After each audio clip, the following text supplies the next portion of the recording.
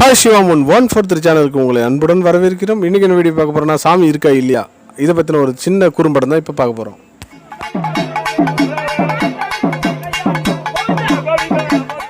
இந்த வீடியோவில் நீங்கள் பார்த்துக்கிட்டு சாமி இருக்கா இல்லை பேய் தான் ஆடுதா இல்லை சாமி தான் ஆடுதான்றத கன்ஃபியூஸாக இருக்கிறதுனால நான் போகிற போக்கில் அப்படியே இந்த வீடியோவும் போட்டு போகிறேன். நீங்கள் பார்த்துட்டு சாமி இருக்கா இல்லையான்றத கன்ஃபியூஸ் இல்லாமல் தெளிவாக சொல்லுங்கள்.